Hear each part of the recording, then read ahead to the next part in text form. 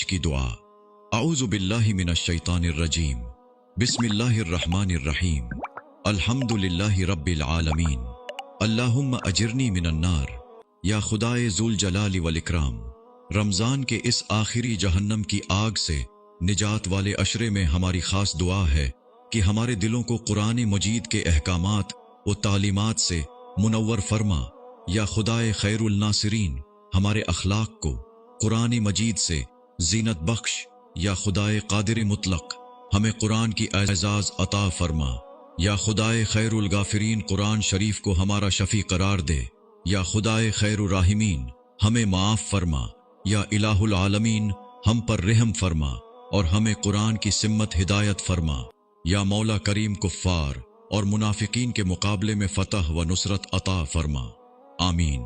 یا خدائے قدوس، ہمیں حقوق اللہ کے ساتھ ساتھ حقوق العباد بطریق احسن ادا کرنے کی توفیق عطا فرما اور ہمیں اپنے اخلاقی اقدار پر قائم رکھ۔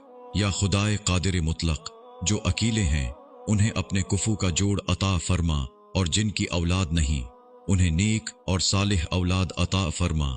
یا رب غفور رحیم و کریم، درپیش تمام مشکلات آسان فرما۔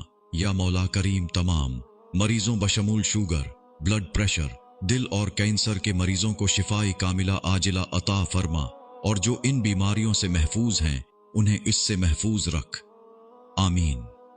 احادیث میں آتا ہے کہ جس دعا میں نبی صلی اللہ علیہ وسلم پر درود شریف نہ ہو وہ دعا آسمان میں اٹکی رہتی ہے۔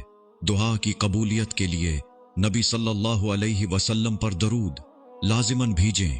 اللہم صلی علی محمد وعلی آل محمد کما صلیت علی ابراہیم وعلی آل ابراہیم انک حمید مجید۔